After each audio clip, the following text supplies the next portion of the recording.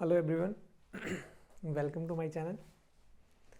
तो कल last class में हम लोगों ने क्रिस्टल फील्ड थ्योरी के पोस्टुलेट्स देखे थे और हमने देखा था कि किस तरीके से ऑक्टाहेड्रल कॉम्प्लेक्सेस में क्रिस्टल फील्ड स्प्लिटिंग होती है, जहाँ पे हमने देखा था कि जो लिगेंड्स अलोंग द एक्सिस, जो ऑर्बिटल्स अलोंग द एक्सिस होते हैं, लिगेंड और उनके बीच रिपल्शन ज़्यादा होता है जिससे उनकी एनर्जी बढ़ जाती है, और जो ऑर्बिटल्स बिटवीन द एक्सिस होते हैं उनके बीच रिपल्शन कम होता है और एनर्जी डिक्रीज हो जाती है। लास्ट क्लास में हमने वहाँ तक देखा था डबली डिजनरेट वाले को ईजी बोलते हैं और ट्रिपल डिजनरेट वाले को T2G बोलते हैं। आज हम लोग पढ़ेंगे क्या होती है क्रिस्टल फील्ड स्प्लिटिंग एनर्जी और वो किन किन फैक्टर्स पर डिपेंड करती है, हम उनको कैसे कैलकुलेट करते हैं, या आप कैसे कंपेयर करोगे कि दो कॉम्प्लेक्स अगर आपको दिया है तो किसकी क्रिस्टल फील्ड स्प्लिटिंग एनर्जी ज़्यादा है। ठीक है, तो क्रिस्टल फील्ड स्प्लिटिंग एनर्जी क्या होती है कि जब लिगेंड की वजह से डी ऑर्बिटल स्प्लिट करते हैं दो या उससे ज़्यादा पार्ट्स में, तो उसको हम क्या बोलते हैं, क्रिस्टल फील्ड स्प्लिटिंग। और जो एनर्जी लेवल्स के बीच का गैप होता है उसको बोलते हैं क्रिस्टल फील्ड स्प्लिटिंग एनर्जी। यहाँ पे मैंने पहले से वही लिखा है कि the separation of D orbitals into two or more energy levels is called as crystal field splitting and the energy gap between the energy levels is known as crystal field splitting energy. जो energy gap होता है levels के बीच में उसको हम crystal field splitting energy बोलते हैं, जिसको हम लोग किससे दिखाते हैं, डेल्टा ओ से। Delta O and O stands for octahedral. ठीक है, अब ये क्रिस्टल फील्ड स्प्लिटिंग एनर्जी किन किन फैक्टर्स पे डिपेंड करती है या कैसे वेरी करती है, हम आज उसको पढ़ेंगे। पहला फैक्टर अगर हम उसमें देखें कि फैक्टर्स अफेक्टिंग डेल्टा ओ, या जिसे हम बोलते हैं क्रिस्टल फील्ड स्प्लिटिंग एनर्जी, पहला फैक्टर हम उसमें क्या देख रहे हैं, नेचर ऑफ लिगेंड, कि किस तरह लिगेंड के नेचर से crystal field splitting energy very करती है। दो टाइप के लिगेंड्स हमने वीबीटी में भी देखे थे, एक होते हैं स्ट्रॉन्ग फील्ड लिगेंड, एक होते हैं वीक फील्ड लिगेंड। यहाँ पे भी जो स्ट्रॉन्ग लिगेंड होता है उनकी स्प्लिटिंग पावर ज़्यादा होती है, मतलब वो वो T2G और EG के बीच का जो गैप होगा वो बहुत ज़्यादा कर देंगे, वो रिपल्सन की वजह से उनके बीच का गैप बहुत ज़्यादा हो जाएगा, और उनकी स्प्लिटिंग पावर ज़्यादा होने की वजह से हमें क्रिस्टल फील्ड स्प्लिटिंग एनर्जी ज़्यादा मिलती है। तो स्ट्रॉन्ग फील्ड लिगेंड जो होते हैं वो उनकी स्प्लिटिंग पावर हाई होती है और जिसकी वजह से हमें हायर वैल्यू मिलती है क्रिस्टल फील्ड स्प्लिटिंग एनर्जी की। सेम ऐसे ही जो वीक लिगेंड होते हैं वो उनकी जो स्प्लिटिंग पावर होती है वो कम होती है, और वो T2G और EG के बीच जो एनर्जी गैप है उसको बहुत ज़्यादा नहीं बढ़ा पाते, इसीलिए उनमें जो क्रिस्टल फील्ड स्प्लिटिंग एनर्जी की वैल्यू मिलती है वो कम मिलती है। ठीक है, अब आप बोलेंगे सर ये तो पहले भी पता था हमें कि वो जो है पेयरिंग कराता है, वीबीटी में हमने बताया था कि स्ट्रॉन्ग फील्ड लिगेंड पेयरिंग कराता है, वीक फील्ड लिगेंड क्या आता है, पेयरिंग नहीं कराता है। हमें कैसे पता होगा कि कौन सा स्ट्रॉन्ग फील्ड लिगेंड है, कौन सा वीक फील्ड लिगेंड है? इस कंफ्यूजन को दूर करने के लिए यहाँ पर एक सीरीज दी गई कि इन्होंने बताया कि कौन से लिगेंड स्ट्रॉन्ग फील्ड लिगेंड है, कौन से लिगेंड वीक फील्ड लिगेंड। इन्होंने नहीं बताया कि क्यों ऐसा है, ये इन्होंने भी नहीं बताया कि ऐसा क्यों है, लेकिन इन्होंने एक सीरीज दे दी कि ये सारे लिगेंड्स जो है स्ट्रॉन्ग फील्ड लिगेंड है और ये सारे लिगेंड्स जो हैं वो वीक फील्ड लिगेंड है, जिसे हम लोगों ने क्या बोला, स्टीरियोकेमिकल सीरीज। यहाँ पे क्या होता है कि लिगेंड्स, स्टीरियोकेमिकल सीरीज में लिगेंड्स जो होते हैं वो इंक्रीजिंग ऑर्डर में अरेंज होते हैं अपनी क्रिस्टल फील्ड स्प्लिटिंग एनर्जी के। मतलब जो लेफ्ट साइड में है उसकी क्रिस्टल फील्ड स्प्लिटिंग एनर्जी सबसे कम होती है, फिर बढ़ती जाएगी, और जो सबसे राइट में होता है उसकी क्रिस्टल फील्ड स्प्लिटिंग एनर्जी सबसे ज़्यादा होती है। जो राइट साइड के लिगेंड्स होते हैं उनको स्ट्रॉन्ग लिगेंड बोला जाता है, जो लेफ्ट साइड के लिगेंड्स होते हैं उन्हें वीक फील्ड लिगेंड बोला जाता है। ये उन्होंने एक सीरीज देकर ये कंफ्यूजन दूर कर दिया कि कौन से स्ट्रॉन्ग फील्ड लिगेंड है, कौन से वीक फील्ड लिगेंड है। जो राइट साइड पे है वो स्ट्रॉन्ग लिगेंड, जो वीक साइड है वो वीक लिगेंड्स। ठीक है, आपको पूरा याद करने की जरूरत नहीं है, अभी मैं थोड़ा आगे आपको बताऊंगा कि कितने लिगेंड्स को आपको याद करना है, जिससे ऑलमोस्ट सारे क्वेश्चंस आपके सॉल्व हो जाएंगे। ठीक है, इसमें अगर हम दूसरे फैक्टर की बात करें कि फैक्टर्स अफेक्टिंग में दूसरा फैक्टर कौन सा होगा, तो हम इसमें बात करेंगे मेटल के नेचर की। ठीक, मेटल के नेचर पे कैसे crystal field splitting energy depend करती है, अब हम उसको देखेंगे। दूसरा क्या है, nature of metal, nature of metal. ठीक है, जिसमें सबसे पहले हमने क्या देखा, charge on metal, charge on metal. हम एग्जाम्पल लेते हैं, मान लीजिए कोई दो कॉम्प्लेक्स है, जैसे एक है CO NH3 6 2+ और एक है CO NH3 6 3+। NH3 एक न्यूट्रल चार्ज है, तो यहाँ पे कोबाल्ट +2 ऑक्सीडेशन स्टेट में है और यहाँ पे कोबाल्ट +3 ऑक्सीडेशन स्टेट में है। हमने कल देखा था कि, या फिर हम अभी यहीं पे देखते हैं कि जिसके ऊपर चार्ज इतना ज़्यादा है, जिस मेटल पे जितना ज़्यादा पॉजिटिव चार्ज होगा, वो लिगेंड को उतना ही अपनी तरफ अट्रैक्ट करेगा।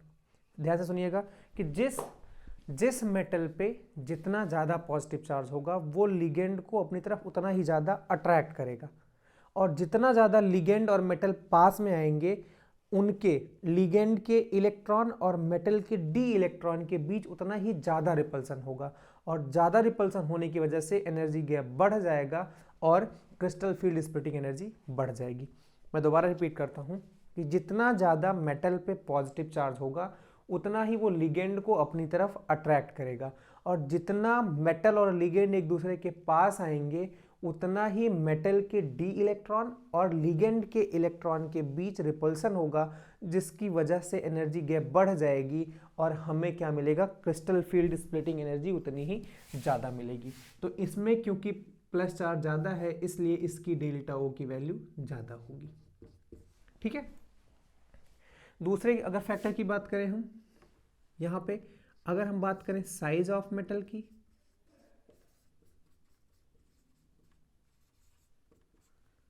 तो जितना बड़ा मेटल का साइज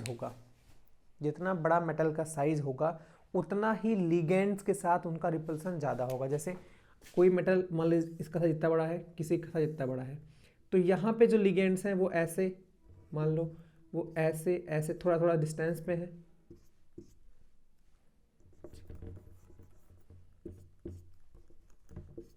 ठीक है। लेकिन यहाँ पे क्योंकि इसकी साइज बढ़ गई है, तो लिगेंड्स एकदम पास पास होंगे, जिसकी वजह से इनके बीच रिपल्सन बढ़ेगा। जितनी ज़्यादा साइज होगी मेटल की, उतना ही मेटल और लिगेंड के बीच रिपल्सन होगा। जितना ज़्यादा रिपल्सन होगा, उतनी ज़्यादा डी ऑर्बिटल्स की स्प्लिटिंग होगी, उतना ज़्यादा एनर्जी गैप होगा, उतनी ज़्यादा क्या होगी, क्रिस्टल फील्ड स्प्लिटिंग एनर्जी होगी। तो crystal field splitting increases with increase in size of metal,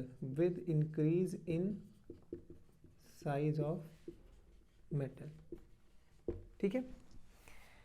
तीसरा फैक्टर क्या है, नंबर ऑफ डी इलेक्ट्रॉन।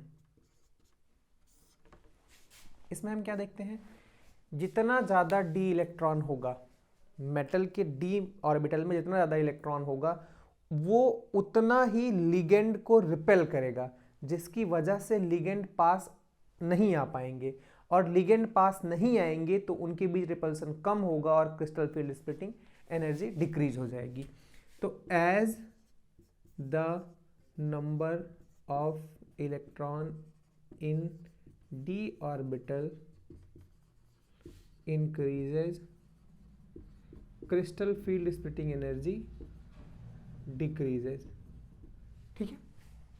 ये तीन फैक्टर हैं मेटल में जो जिसे हमको पढ़ना है। सबसे पहले क्या था, चार्ज ऑन मेटल, जिसमें क्या है कि जितना ज़्यादा चार्ज उतना ज़्यादा crystal field splitting energy, size जितनी ज़्यादा साइज उतनी ज़्यादा क्रिस्टल फील्ड स्प्लिटिंग एनर्जी। अगर हम यहाँ पे 3D 4D और 5D की बात करें, तो 5D के क्रिस्टल फील्ड स्प्लिटिंग एनर्जी सबसे ज़्यादा, फिर 4D की, फिर 3D की। नंबर ऑफ डी इलेक्ट्रॉन्स की बात करेंगे, जितना ज़्यादा डी इलेक्ट्रॉन होगा, उतना ही वो लिगेंड को दूर रखेगा, अपने पास नहीं आने देगा, जिसकी वजह से crystal field splitting energy decrease कर जाएगी। ठीक है। ये दो फैक्टर्स जो हमें मेनली पढ़ने थे क्रिस्टल फील्ड स्प्लिटिंग को, जो अफेक्ट करते हैं। सबसे ज़्यादा लिगेंड था, फिर क्या है, मेटल। अब मैं कुछ इंपॉर्टेंट पॉइंट्स आपको लिखवाऊंगा। ठीक है। जनरली इनकी हेल्प से जो मैं पॉइंट्स लिखवाने जा रहा हूँ, आपके सारे question, crystal field splitting energy के सारे क्वेश्चंस बहुत आसानी से हो जाएंगे। आप चीज़ों को समझ पाओगे कि कौन सा जो है वो स्ट्रॉन्ग फील्ड लिगेंड है, कौन सा वीक फील्ड लिगेंड है, बहुत आसानी से आप समझ पाओगे। ठीक है। पहला क्या है, इंपॉर्टेंट पॉइंट।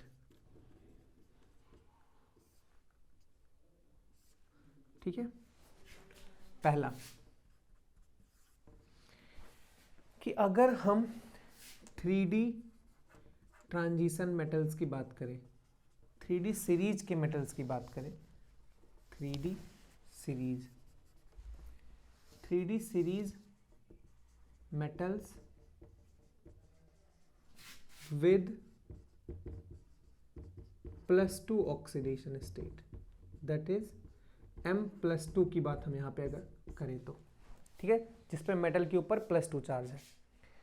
अगर ऐसा कोई मेटल है, किसी कॉम्प्लेक्स में मेटल ऐसा है जिस पे +2 चार्ज है, तो हम क्या देखते हैं कि NH3 तक, NH3 के जो पहले लिगेंड्स हैं, मतलब ये सारे लिगेंड्स, वो सारे के सारे वीक फील्ड लिगेंड के जैसे वर्क करेंगे और NH3 के बाद के सारे लिगेंड स्ट्रॉन्ग फील्ड लिगेंड के जैसे वर्क करेंगे।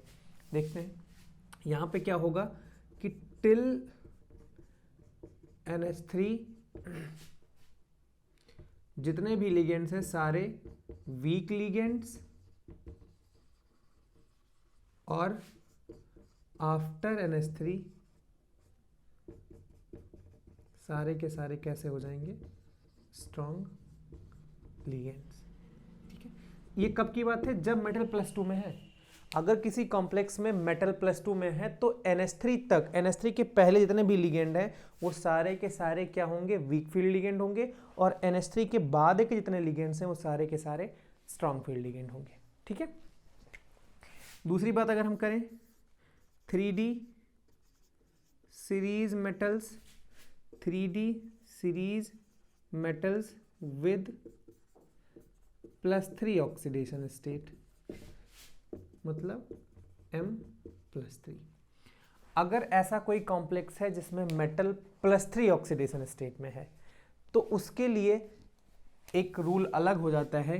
यहाँ पे क्या होता है कि अगर हम सारे लिखें scandium, titanium, vanadium, chromium, manganese, iron, फिर कोबाल्ट, निकिल, कॉपर और जिंक तो जनरली एग्जिस्ट नहीं करता +3 में, ये दोनों भी एग्जिस्ट नहीं करते, यहीं तक हम बात करते हैं। जनरली ये दोनों एग्जिस्ट नहीं करते हैं +3 में, ना तो निकिल +3 में एग्जिस्ट करता है, ना तो Cu +3 में एग्जिस्ट करता है। ठीक है, इन सारे मेटल्स के लिए स्कैंडियम से आयरन +3 तक जो रूल होगा वो सेम एज M+2 तक होगा, सेम एज M2+ तक होगा। मतलब क्या है कि अगर इनमें से कोई मेटल +3 ऑक्सीडेशन स्टेट में है तो जो NH3 के पहले वाले लिगेंड्स हैं वो सारे वीक फील्ड लिगेंड के जैसे वर्क करेंगे, और NH3 के बाद वाले जितने लिगेंड्स हैं सारे के सारे स्ट्रॉन्ग फील्ड लिगेंड के जैसे वर्क करेंगे। ये किसके लिए है, मेटल इन +3 में, अगर वो स्कैंडियम से आयरन के बीच में है। ठीक है, इन तीनों की बात करें तो यहां पे एक all the ligands works as strong field, as strong ligand, except किसको किसको छोड़ के, सारे हैलोजन को छोड़ के, SCN- को छोड़ के, S2- को छोड़ के, और N3-1 को छोड़ के, इनको छोड़ के सारे के सारे लिगेंड्स जो हैं वो कैसे वर्क करते हैं, वो सारे के सारे स्ट्रॉन्ग फील्ड लिगेंड के जैसे वर्क करते हैं। जनरली Ni और Cu+3 एग्जिस्ट नहीं करते, लेकिन अगर आपको कॉम्प्लेक्स दिया गया है जिसमें Ni+3 है तो आपको मानना होगा कि वो आपसे यही जानना चाह रहा है कि कैसे आप डिसाइड करोगे। जनरली एग्जिस्ट नहीं करते। इनके लिए क्या है कि सारे लिगेंड जो है वो स्ट्रॉन्ग फील्ड लिगेंड, सारे लिगेंड ये सारे के सारे स्ट्रॉन्ग लिगेंड के जैसे वर्क करते हैं। कौन कौन से छोड़ के, हैलोजेंस को छोड़ के, जिसमें कौन सा आता है, फ्लोरीन-, क्लोरीन-, ब्रोमीन- और आयोडीन-, और SCN-1, S2- और N3-, इन 4 लिगेंड्स को छोड़ के सारे के सारे लिगेंड जो हैं वो स्ट्रॉन्ग फील्ड लिगेंड के जैसे वर्क करेंगे। ठीक है, ये इतना इंपॉर्टेंट है कि यही 2 चीजें आपके ऑलमोस्ट 75% क्वेश्चन सॉल्व कर देगा। अभी जब हम आगे क्वेश्चंस करेंगे देखेंगे आप सारे के सारे क्वेश्चंस ये सॉल्व कर देगा, केवल यही 2 कॉन्सेप्ट। ठीक है, अब मेरे ख्याल से इसको मैंने अभी तक रब इसलिए नहीं किया था क्योंकि इन्हीं दोनों की बात थी। अगर आपको इसका स्क्रीनशॉट लेना है तो आप स्क्रीनशॉट ले सकते हो, चीज़ों को देख सकते हो, पर यही इसी के पूरे बेसिस पे आप कर सकते हो। आपको क्या करना है, NH3 के बाद के सारे लिगेंड्स को आपको याद कर लेने हैं बस। अगर NH3 के बाद के सारे लिगेंड्स हैं तो इन सारी कंडीशंस को अप्लाई करना है, बाकी जो लिगेंड्स आएंगे वो सारे के सारे वीक फील्ड लिगेंड्स होंगे। सिंपल सी बात, ठीक है। अब मैं इसको रब कर देता हूं। इसके बाद का जो है, ठीक है, अगर 3D series metals with oxidation state greater than और इक्वल्स टू 4। अभी तक हमने +3 तक देखा, पर अगर कोई मेटल +4 में है या उससे आगे है तो सारे के सारे कॉम्प्लेक्सेज जो होंगे वो स्ट्रॉन्ग फील्ड कॉम्प्लेक्सेज होंगे। मतलब सारे के सारे कॉम्प्लेक्सेज वहाँ पे क्या बन जाएंगे, स्ट्रॉन्ग फील्ड कॉम्प्लेक्सेज बन जाएंगे। अभी हम आगे देखेंगे स्ट्रॉन्ग फील्ड कॉम्प्लेक्सेज की क्या क्या प्रॉपर्टी होती है। मतलब उनमें पेयरिंग हो जाएगी और सारे के सारे लिगेंड्स जो होंगे, सारे के सारे इलेक्ट्रॉन्स जो होंगे वो पेयर्ड हो जाएंगे पहले। अभी हम आगे देखेंगे, ठीक है। नेक्स्ट जो कॉन्सेप्ट है वो क्या है, 4D एंड 5D सीरीज के जो मेटल्स होते हैं वो हमेशा स्ट्रॉन्ग फील्ड कॉम्प्लेक्सेज बनाते हैं। ऑलवेज स्ट्रॉन्ग फील्ड कॉम्प्लेक्सेज, ठीक है। इतनी सारी चीजें हमें यहाँ पे पढ़नी थी। जो इंपॉर्टेंट पॉइंट्स हैं आपको ध्यान रखने हैं, कौन सा मेटल किसके साथ स्ट्रॉन्ग फील्ड लिगेंड बनाएगा, किसके साथ वीक फील्ड लिगेंड बनाएगा, सॉरी, कौन सा मेटल किसके साथ स्ट्रॉन्ग फील्ड कॉम्प्लेक्स बनाएगा, कौन सा मेटल किसके साथ वीक फील्ड कॉम्प्लेक्स बनाएगा। आपको बस इतनी चीज़ें ध्यान रखनी है। थोड़ा सा आपको इन लिगेंड में जो 10-12 लिगेंड्स हैं, शायद 8-10 लिगेंड हैं, जो भी है उसको याद करना है और इनको 2-4 बार रिवाइज करके आपको एकदम अच्छे से क्लियर हो जाएगा कौन सा स्ट्रॉन्ग फील्ड लिगेंड है, कौन सा वीक फील्ड लिगेंड है, ठीक है। अभी हम इसके बाद देख लेते हैं कि कौन सा कॉम्प्लेक्स होता है स्ट्रॉन्ग फील्ड कॉम्प्लेक्स, कौन सा होता है वीक फील्ड कॉम्प्लेक्स।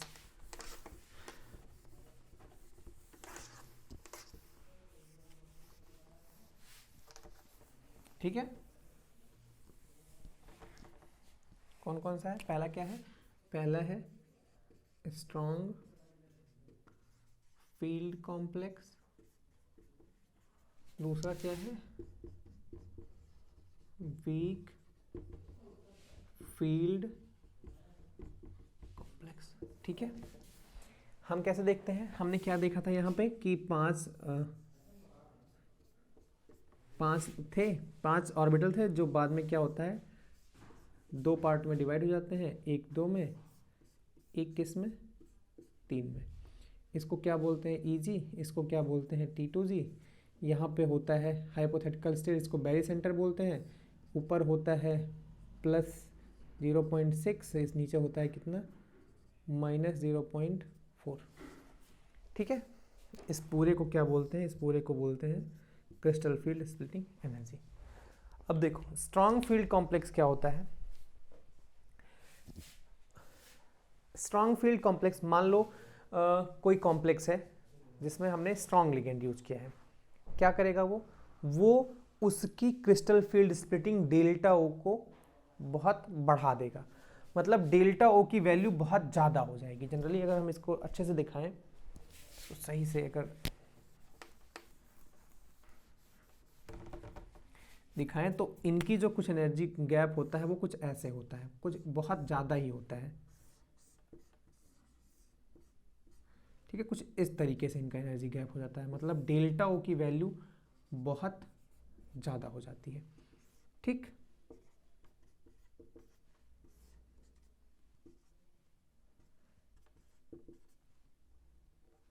ठीक है, इतना ज़्यादा, मतलब इनके बीच EG और T2G के बीच का जो गैप होता है बहुत ज़्यादा ही होता है स्ट्रॉन्ग फील्ड कॉम्प्लेक्सेस में। इससे क्या होगा, इससे ये होगा, मान लो हमने इलेक्ट्रॉनों की फेयरिंग की, इलेक्ट्रॉन की फिलिंग शुरू की, हमने 1 इलेक्ट्रॉन लिखा तो क्या होगा, यहाँ पे 1 इलेक्ट्रॉन फिल हो जाएगा। हमने 2 इलेक्ट्रॉन फिल किया, यहाँ पे अगले वाले में 1 इलेक्ट्रॉन और फिल हो जाएगा। हमने तीसरा इलेक्ट्रॉन फिल किया, यहाँ पे 1 और हो जाएगा। जैसे ही हमने यहाँ पे चौथा इलेक्ट्रॉन फिल किया, अब आपको ये बताना है या आप यहाँ पे कंफ्यूज होगे कि अब इलेक्ट्रॉन पहले यहाँ पे चौथे में पेयर, या मतलब यहाँ पे पेयर हो जाएगा या इतना ऊपर जाएगा। तो आपको ध्यान देना है स्ट्रांग फील्ड कॉम्प्लेक्सेस में, स्ट्रांग फील्ड कॉम्प्लेक्सेस में क्योंकि यहाँ पे इतनी ज़्यादा एनर्जी होती है तो इलेक्ट्रॉन यहाँ से ऊपर नहीं जा पाता। ठीक है, अब देखो जैसे ही इलेक्ट्रॉन यहाँ पे पेयर करेगा, ठीक है, यहाँ पे पेयर जब करता है इलेक्ट्रॉन, तो इलेक्ट्रॉन के बीच में रिपल्सन होता है और एनर्जी रिलीज होती है, क्योंकि एक ऑर्बिटल में दो इलेक्ट्रॉन जो होते हैं उनके बीच रिपल्सन होगा। हमेशा चाहेगा कि एक ऑर्बिटल में एक ही इलेक्ट्रॉन हो जिससे वो फ्रीली घूम सके, पर यहाँ पे जैसे ही दो इलेक्ट्रॉन होता है उनके बीच रिपल्सन शुरू होता है जिसकी वजह से एनर्जी रिलीज होती है। अब आपको क्या ध्यान देना है, क्योंकि एक कंडीशन क्या बनती है, अगर डेल्टा ओ की वैल्यू इतनी ज्यादा है कि इलेक्ट्रॉन जा ही नहीं सकता, डेल्टा ओ की वैल्यू बहुत ज्यादा है अगर पेयरिंग एनर्जी से। ठीक है, ठीक है, जैसे मान लो मैं आपको बताऊं कि आपको यहां से यहां तक जाने के लिए आपको 50,000 रुपए देने पड़ेंगे। ठीक है, आपको यहां से यहां तक जाने के लिए 50,000 रुपए देने पड़ेंगे और आपको यहीं पे रहने के लिए 5,000 रुपए देने पड़ेंगे। तो आप क्या करोगे, आप 5,000 देके यहीं पे रह जाओगे, है ना। सेम कंडीशन यहां पे भी है, अगर ये इलेक्ट्रॉन यहां पे पेयर होता है तो भी एनर्जी लगेगी, अगर ये इलेक्ट्रॉन यहां तक जाता है तो भी एनर्जी लगेगी। क्योंकि पेयर होने में एनर्जी कम लगेगी इसीलिए यहां पे ये पेयर हो जाता है। ठीक है, क्योंकि पेयरिंग एनर्जी कम है इसीलिए क्या होता है, यहां पे पेयर हो जाता है। समझ आया। डेल्टा ओ बहुत ज़्यादा होने की वजह से इलेक्ट्रॉन के पास इतनी कैपेबिलिटी नहीं होती है कि वो ऊपर जाए और वहाँ पे इस वाले ऑर्बिटल में फिल हो, जबकि पेयरिंग एनर्जी बहुत कम होती है इसलिए वो वहीं पे पेयर हो जाता है। ठीक है, ये होता है स्ट्रॉन्ग फील्ड कॉम्प्लेक्स का कॉन्सेप्ट। यहाँ पे क्या होता है कि सबसे पहले यहाँ पे क्या हो जाएगा, जैसे 4 इलेक्ट्रॉन आए तो यहाँ पे पेयरिंग होगी, 5वां इलेक्ट्रॉन आया फिर यहाँ पे पेयरिंग हो जाएगी, 6ठा इलेक्ट्रॉन आया फिर यहाँ पे पेयरिंग हो जाएगी, 7वां इलेक्ट्रॉन आएगा, अब ये इलेक्ट्रॉन ऊपर जाएगा क्योंकि अब इसके पास कोई वैकेंट पोजीशन नहीं बची। अगर उसके बाद नेक्स्ट आएगा तो फिर यहाँ पे एक इलेक्ट्रॉन और आ जाएगा, फिर नेक्स्ट इलेक्ट्रॉन आया तो यहाँ पे पेयरिंग हो जाएगी, लास्ट इलेक्ट्रॉन आया तो यहाँ पे पेयरिंग हो जाएगी। इस तरीके से इलेक्ट्रॉनों की फिलिंग होती है। वीक फील्ड कॉम्प्लेक्स की बात करें, अगर मान लो यहाँ पे कितने हैं, 5 ऑर्बिटल हैं, यहाँ पे क्या होता है, क्योंकि यहाँ पर वीक लिगेंड यूज होता रहता है या ऐसा कोई लिगेंड यूज होता है जो इतनी ज़्यादा स्प्लिटिंग नहीं करा पाता, इसलिए यहाँ पर Eg और T2G के बीच जो गैप होता है बहुत कम होता है। यहाँ पर Eg और T2G के बीच जो गैप होगा वो बहुत कम होगा।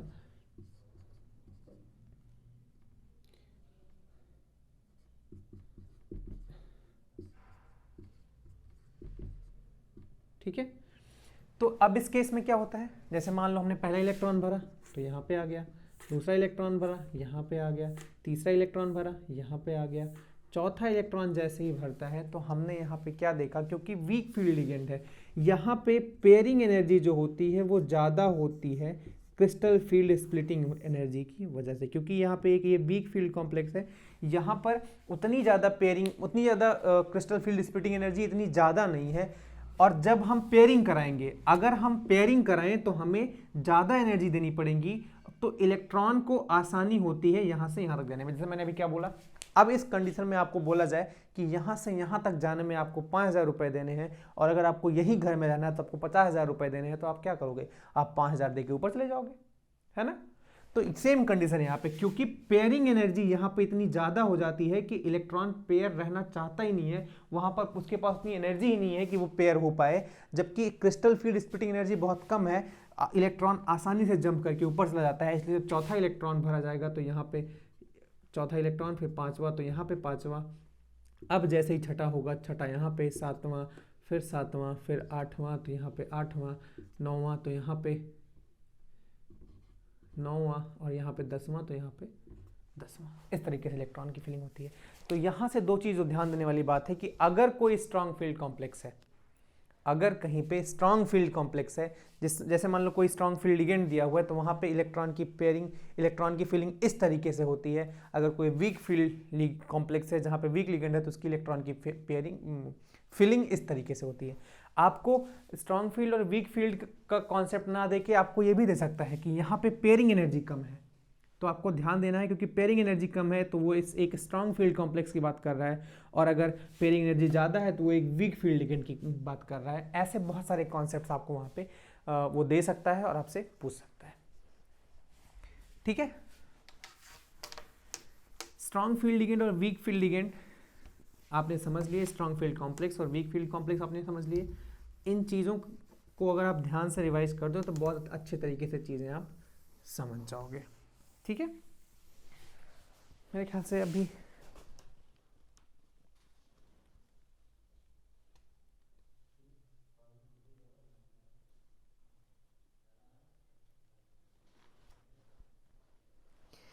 अब हम एक चीज़ पे आते हैं जिसको हम लोग बोलते हैं CFSE। ठीक है, CFSE इसका फुल फॉर्म होता है crystal field stabilisation energy.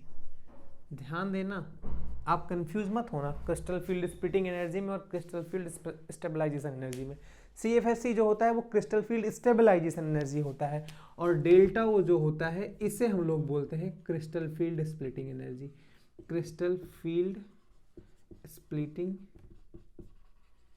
Energy. ठीक है, जब भी आपको CFSE की बात होगी आपको हमेशा और हमेशा ध्यान देना है कि वो स्टेबलाइजेशन एनर्जी की बात कर रहा है। ठीक है, जैसे हम अगर कंसिडर करें कि मान लो कोई सिस्टम है, ठीक है, 1 2 3 4 5 6 6 इलेक्ट्रॉन्स हैं यहाँ पे, तो ये क्या होगा, यहाँ पे Eg होगा, यहाँ पे T2G होगा 3। अगर हम माने, चलो ठीक है, यहाँ पे अगर हम केस बनाते हैं कि अगर हम इसको मान लें यहाँ पे, ठीक, कि ये एक स्ट्रॉन्ग फील्ड कॉम्प्लेक्स है, स्ट्रॉन्ग फील्ड कॉम्प्लेक्स है ना, तो यहाँ पे क्या होगा, 6 इलेक्ट्रॉन है तो यहीं पे पहले पेयरिंग हो जाएगी, पेयरिंग हो जाएगी ना, क्योंकि यहाँ पे स्ट्रॉन्ग फील्ड कॉम्प्लेक्स होने की वजह से जो डेल्टा ओ की वैल्यू होगी वो बहुत ज़्यादा होगी और पेयरिंग एनर्जी कम होगी, जिसकी वजह से यहाँ पे पेयरिंग बहुत आसानी से हो जाएगी और 6 के 6 इलेक्ट्रॉन नीचे की तरफ ही रहेंगे। ठीक है, स्ट्रॉन्ग फील्ड कॉम्प्लेक्स। अब अगर मैं आपसे यहाँ से पूछूं कि क्रिस्टल फील्ड स्टेबलाइजेशन एनर्जी यहाँ से आप निकालो, तो आपको पता है इसके ऊपर क्या होता है प्लस 0.6, इसके नीचे क्या होता है माइनस 0.4। अब हम कैलकुलेट करते हैं, नीचे कितने इलेक्ट्रॉन हैं, 6 इलेक्ट्रॉन, जिसकी एनर्जी कितनी है, यहाँ पे कैलकुलेट किस तरीके से किया जाता है, जितने इलेक्ट्रॉन हैं 6 इंटू माइनस 0.4, ठीक है, क्योंकि इसकी एनर्जी नीचे वाली कितनी है माइनस 0.4, प्लस ऊपर एक भी इलेक्ट्रॉन नहीं है तो 0 इंटू प्लस 0.6, ठीक है, ये पूरा और साथ में डेल्टा। इस तरीके से CFSE कैलकुलेट की जाती है और यहाँ पे कितना आ जाएगा माइनस 2.4 डेल्टा ओ। अब ध्यान देने वाली बात यहाँ पे एक चीज़ है कि जब भी आप ऑक्टाहेड्रल की बात करेंगे तो हमेशा आप पेयरिंग एनर्जी को भी इंक्लूड करेंगे। कैसे, जैसे अगर हम ध्यान दें, हमने क्या देखा यहाँ पे केवल एक इलेक्ट्रॉन पेयर है ना, कितने इलेक्ट्रॉन पेयर है यहाँ पे, एक। लेकिन अगर हम यहाँ पर देखें इसको हटा के तो यहाँ पे कितने इलेक्ट्रॉन पेयर है, 3।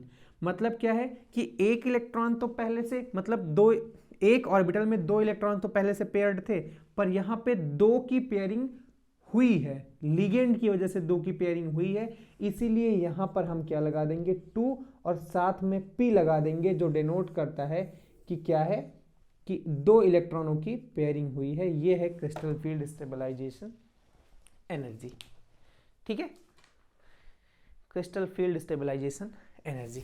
जनरली अगर हम देखें, अगर हम इसको जनरल फॉर्म में बनाना चाहें तो हम कैसे बना सकते हैं, मान लेते हैं हम नीचे के इलेक्ट्रॉन जो है वो कितने हैं, इसमें m इलेक्ट्रॉन है, ठीक है, ये मान लो p इलेक्ट्रॉन है, तो किस तरीके से CFSE कैलकुलेट की जाती है, CFSE minus 0.4 into P plus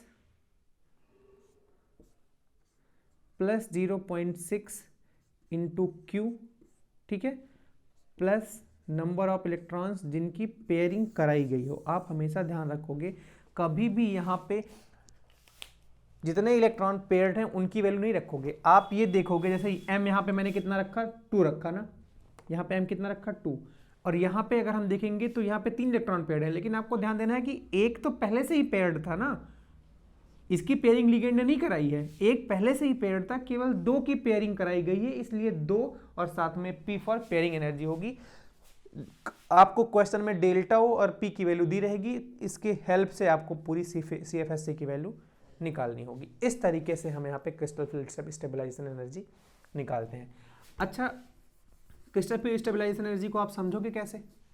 ठीक है, जैसे मान लो कि कोई कॉम्प्लेक्स बना, कोई भी कॉम्प्लेक्स जब फॉर्म हुआ तो उसमें मान लो 50,000 जूल एनर्जी रिलीज हुई। ठीक है, 50,000 जूल एनर्जी क्या हुई, रिलीज हुई, कोई भी कॉम्प्लेक्स जब बना।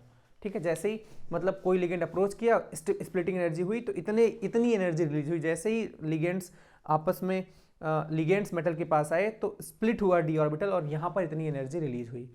अब जब उसमें इलेक्ट्रॉन फिल होंगे और लिगेंड के आने की वजह से मान लो क्या हुआ कि 5,000 एनर्जी कहाँ चली गई, 5,000 एनर्जी कहाँ चली गई, पेयरिंग में।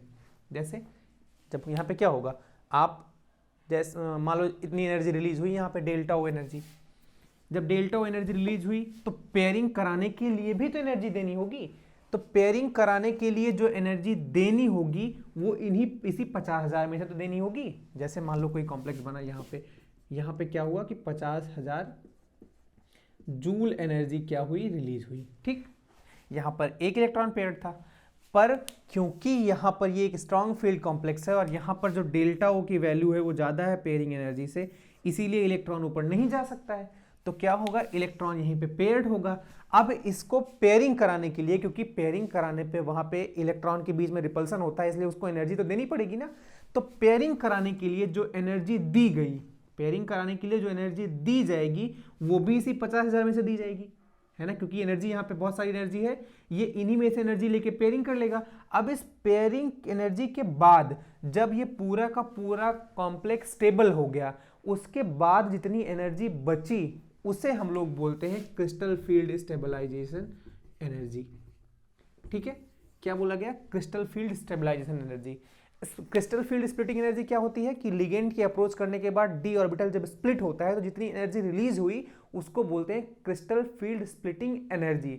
लेकिन जब पूरा कॉम्प्लेक्स स्टेबल हो जाता है, स्टेबल कैसे होगा, या तो उसमें पेयरिंग होगी या तो इलेक्ट्रॉन ऊपर चला जाएगा, तो उस पूरे कॉम्प्लेक्स के स्टेबलाइजेशन के बाद जो एनर्जी बचती है उसको हम क्या बोलते हैं, स्टेबलाइजेशन के बाद जो एनर्जी रिलीज होती है उसको क्या बोलते हैं, क्रिस्टल फील्ड स्टेबलाइजेशन एनर्जी। ये डिफरेंस होता है क्रिस्टल फील्ड स्प्लिटिंग एनर्जी में और क्रिस्टल फील्ड स्टेबलाइजेशन एनर्जी में।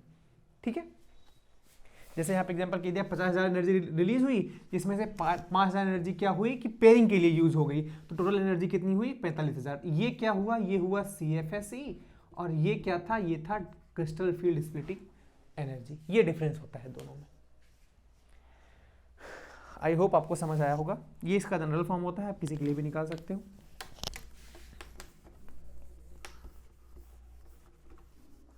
ठीक है, अब मैं 2 कॉम्प्लेक्स लेके आपको, नहीं तो चलो एक बार ऐसे कर लेते हैं,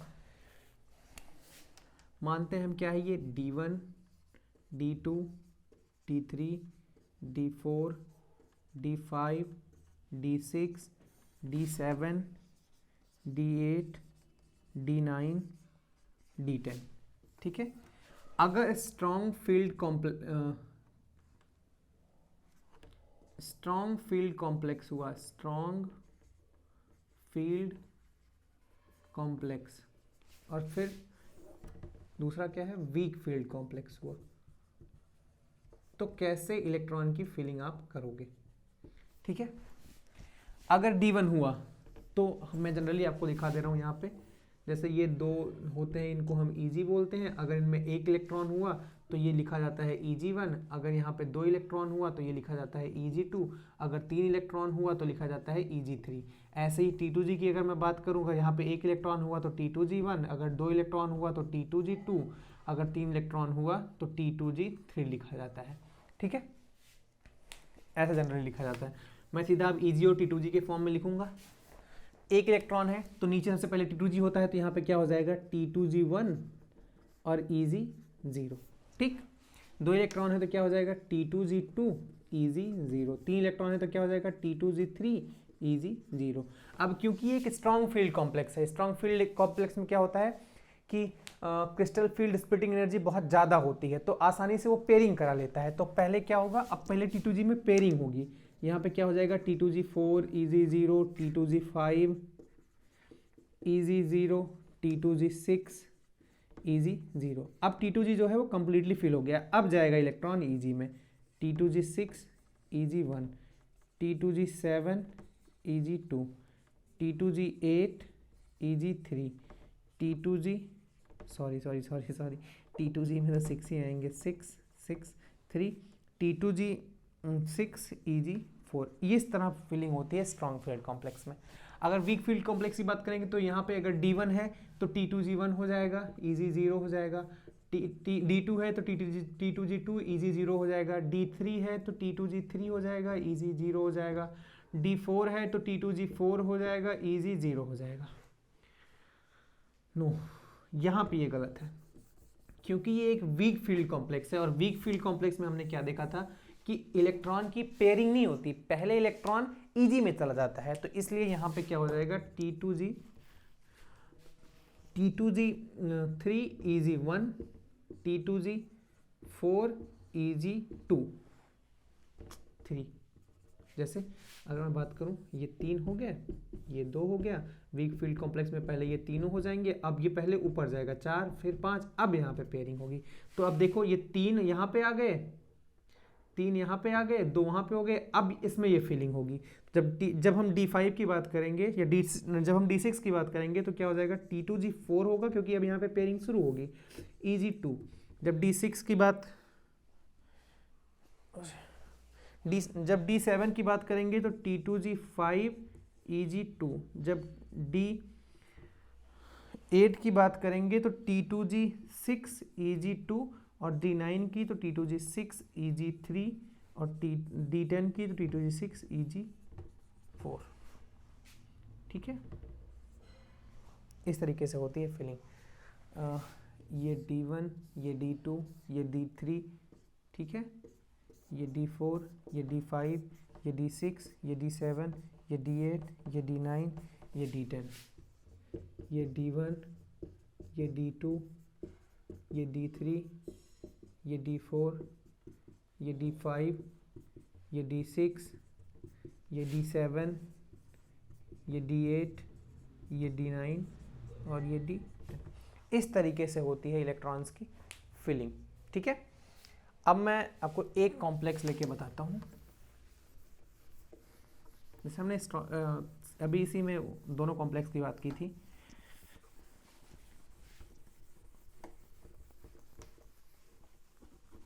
हम क्या करते हैं, एक कॉम्प्लेक्स लेते हैं CO NH3 6 2+, और एक कॉम्प्लेक्स लेते हैं CO NH3 6 3+। ठीक है, यहाँ पे CO क्या है, CO+2 फॉर्म में है। हमने क्या देखा, जब भी सारे मेटल्स जो होते हैं वो अगर 3D transition metals +2 oxidation state में है तो NH3 तक वीक फील्ड लिगेंड के जैसा वर्क करता है। तो यहाँ पे NH3 कैसे वर्क करेगा, वीक फील्ड लिगेंड के जैसे। CO+2 का जो इलेक्ट्रॉनिक कॉन्फ़िगरेशन होता है वो हो जाएगा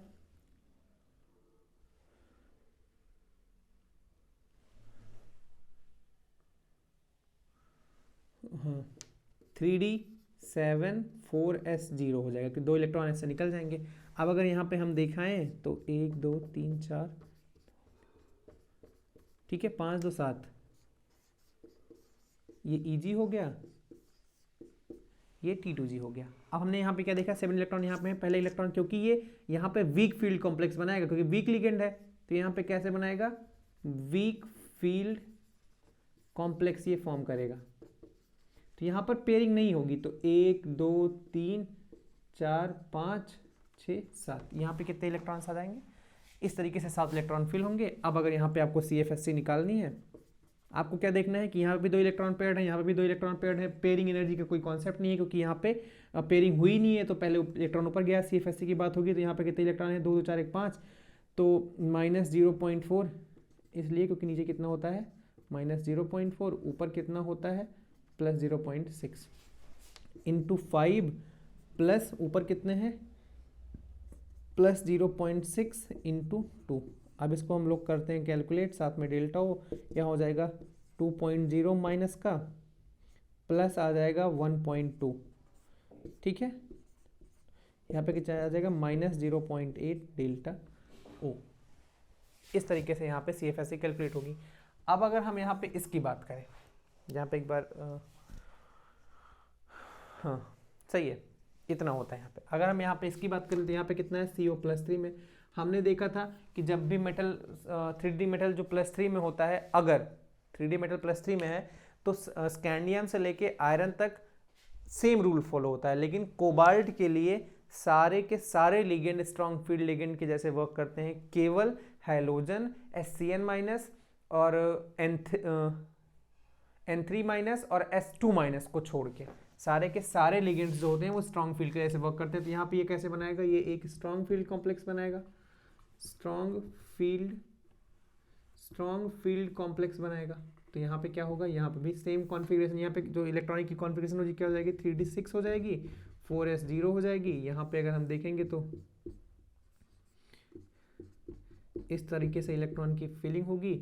यहाँ पे ये Eg है, यहाँ पे ये T2g है। तो सबसे पहले क्या होगा 1 2 3, अब क्योंकि स्ट्रॉन्ग फील्ड कॉम्प्लेक्स है तो यहीं पे पेयरिंग हो जाएगी 4 5 6, ठीक है। अब अगर हम यहाँ पे इसकी CFSC की वैल्यू निकालेंगे तो क्या आ जाएगा -0.4 इंटू 6 प्लस 0.6 इंटू 0, साथ में डेल्टा O प्लस एक इलेक्ट्रॉन पहले से ही पेयर था, 2 इलेक्ट्रॉन एक्स्ट्रा पेयर हुए हैं तो 2 इंटू P आ जाएगा। यहाँ पे आ जाएगा -2.4 डेल्टा O प्लस 2P। ये हो जाएगा इसकी CFSC की वैल्यू, ठीक है। तो इस तरीके से हम CFSC कैलकुलेट करते हैं। मेरे ख्याल से आपको ये वीडियो समझ आई होगी। आपको किस तरीके से हम लोगों ने सबसे पहले बात की क्या होती है क्रिस्टल फील्ड स्प्लिटिंग एनर्जी, वहाँ पे हमने नेचर ऑफ मेटल के कैसे अफेक्ट करता है और नेचर ऑफ लिगेंड कैसे अफेक्ट करता है, ये दोनों चीज़ें डिस्कस की। उसके बाद फिर मैंने आपको स्पेक्ट्रोकेमिकल सीरीज पढ़ाई, फिर हमने कुछ इंपॉर्टेंट पॉइंट्स देखे जहाँ पे आपको पता लगाना होता है कैसे कौन सा स्ट्रॉन्ग फील्ड लिगेंड वर्क करेगा, कौन सा वीक फील्ड लिगेंड की तरह वर्क करेगा। फिर हमने वीक फील्ड कॉम्प्लेक्स और स्ट्रॉन्ग फील्ड कॉम्प्लेक्स पढ़े। फिर हमने CFSC crystal field stabilisation energy क्या होती है और उसको कैसे कैलकुलेट करते हैं वो देखा। इस तरीके से ये जो क्रिस्टल फील्ड स्प्लिटिंग एनर्जी और क्रिस्टल फील्ड स्टेबलाइजेशन एनर्जी का कॉन्सेप्ट होता है वो खत्म होता है। आप घर पे जाके थोड़े से एग्जांपल्स अगर आप करेंगे तो यहाँ पे आपको समझ में आएगा। कुछ अगर आपको डाउट होता है आप कमेंट बॉक्स में क्वेश्चन करिएगा, मैं ज़रूर बताऊँगा उसका आंसर। तो आज के लिए इतना ही। Thank you so much for watching.